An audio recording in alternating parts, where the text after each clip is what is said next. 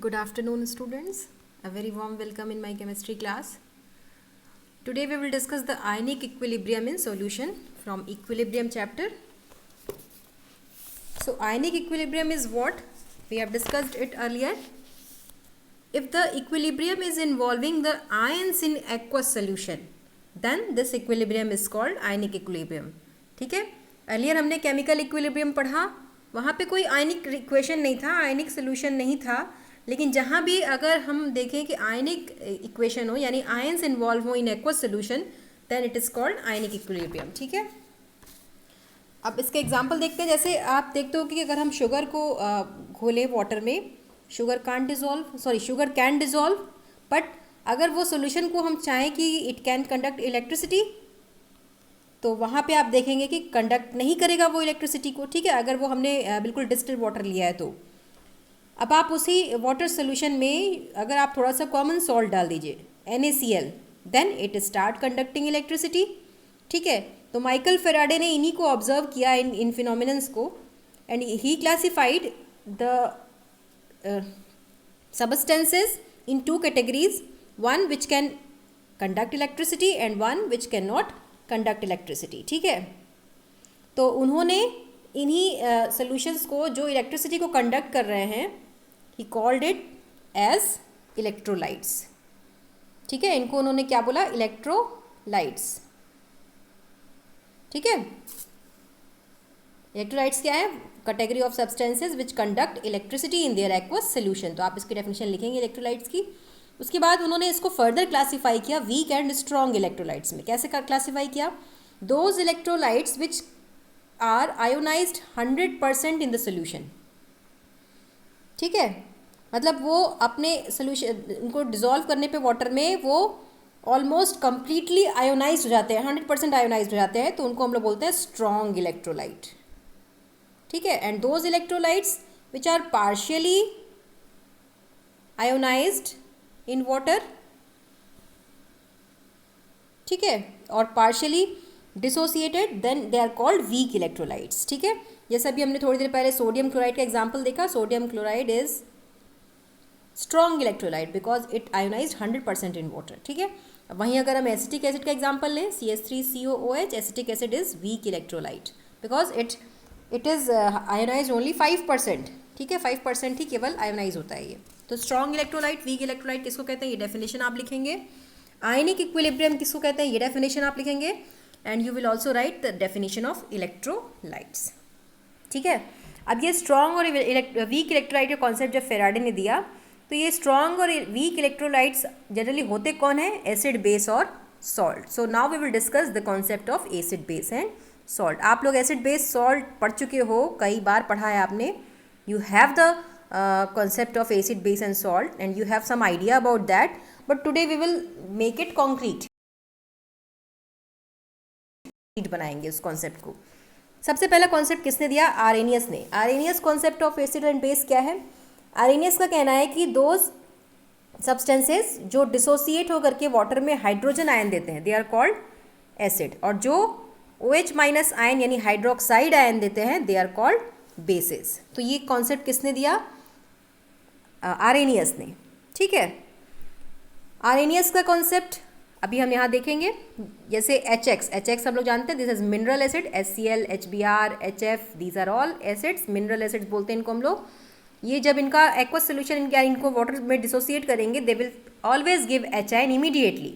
तो ये बहुत ही स्ट्रॉन्ग एसिड होते हैं. ठीक है, अब ये जो H है, it is very much reactive and it combines with water molecule and forms hydronium ion. ये क्या करता है ये H? It is very reactive. It cannot exist freely in aqueous solution. So it forms bond with oxygen atom of the water and form H3O+ यानी hydronium ion बनाता है. Hydronium ion बनाने का प्रोसेस देखिए आप ये ग्रीन बॉक्स में दिया हुआ है, क्योंकि हाइड्रोजन आयन जो है वो, हाइड्रोजन आयन बच्चों it self is a proton. Hydrogen ion को हम लोग प्रोटॉन भी कहते हैं. क्यों कहते हैं? क्योंकि हमें पता है कि हाइड्रोजन में एक इलेक्ट्रॉन, हमने सेकेंड चैप्टर में पढ़ा है ना, हाइड्रोजन में एक इलेक्ट्रॉन है, एक प्रोटॉन है, न्यूट्रॉन नहीं है. ठीक है, तो इलेक्ट्रॉन तो बाहर चक्कर लगाते हैं और प्रोटॉन न्यूक्लियस के अंदर होता है. अब ये इलेक्ट्रॉन हमने जब रिमूव कर दिया तो इसके ऊपर कौन सा चार्ज आएगा, देने से इलेक्ट्रॉन हमेशा पॉजिटिव चार्ज आता है ना, तो इसके ऊपर आया प्लस चार्ज, इसका मतलब इसने एक इलेक्ट्रॉन अपना रिमूव कर दिया है। तो अब इस हाइड्रोजन के पास बचा क्या है, सिर्फ प्रोटॉन जो कि न्यूक्लियस में है। तो यानी अगर हम चाहें तो एच आयन को सिंपली प्रोटॉन भी बोलते हैं, क्योंकि एच आयन में सिर्फ एक प्रोटॉन ही है। ठीक है, this is very much reactive, it combines with oxygen of water molecule and form H3O+। ठीक है, अब ये H3O+ यहीं पर नहीं रुकता है, H3O+ से आगे भी बनता जाता है।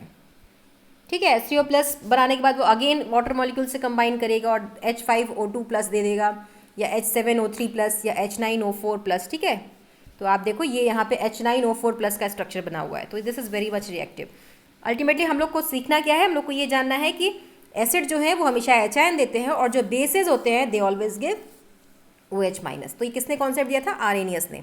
आगे बढ़ते हैं, अगला है Bronsted Lowry concept of acid and base. Bronsted Lowry ने क्या बताया, ब्रॉन्स्टेड-लोरी ने भी लगभग यही बात बताई। उन्होंने एक डिफरेंस क्या दिया, Bronsted Lowry said that acid is a substance that is capable of donating a hydrogen ion. Acid वो है जो हाइड्रोजन आयन देता है। अब देता किसको है, किसी बेस को। तो उन्होंने बेस को भी इसी एच आयन के बेसिस पे ही डिफाइन कर दिया और उन्होंने बताया कि बेस वो है जो एच आयन को एक्सेप्ट करता है। ठीक है, तो एसिड अगर एच आयन डोनर है then bases are substances capable of accepting hydrogen ion. ठीक है, तो एसिड अगर प्रोटॉन डोनर है तो बेसिस क्या है, प्रोटॉन एक्सेप्टर। ठीक है, ये एच आयन को हमने प्रोटॉन बोला ना, क्यों बोला मैंने अभी थोड़ी देर पहले एक्सप्लेन किया।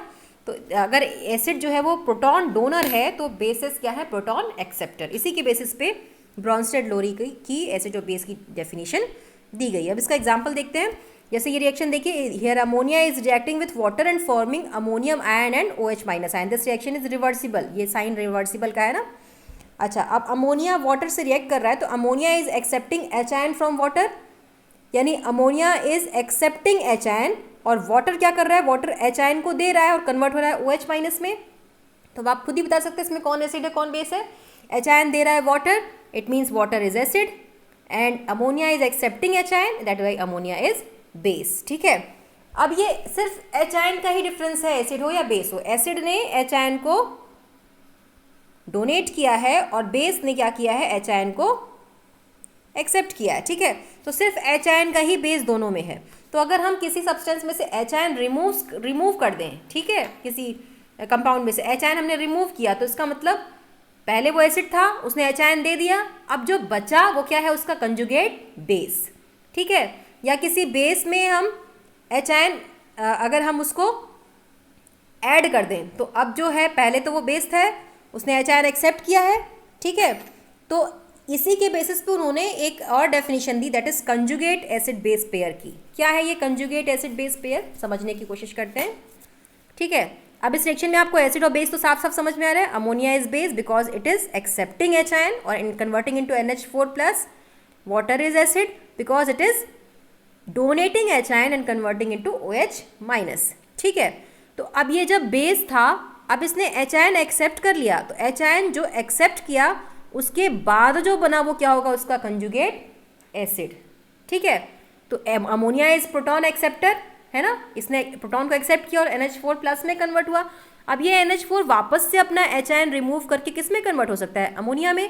तो अब जब ये H+ दे रहा है, इसका मतलब दिस इज H+ डोनर, तो ये डोनर हो जाएगा, इसका मतलब ये क्या हो जाएगा, एसिड। लेकिन ये एसिड किसका एसिड है, इस बेस का, इसलिए क्या है, इसका कंजुगेट एसिड है। ठीक है, अच्छा यहाँ वाटर क्या है, एसिड है, it is H+ donor, H+ देगा और OH- में कन्वर्ट होगा, तो H+ देने के बाद जो बच गया वो क्या है, conjugate base.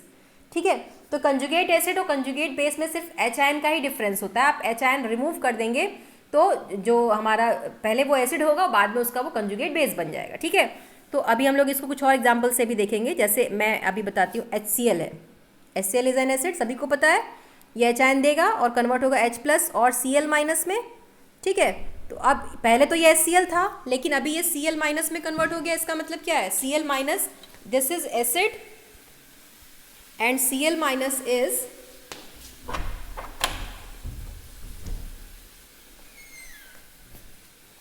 this is acid and Cl- is its conjugate base. ठीक है,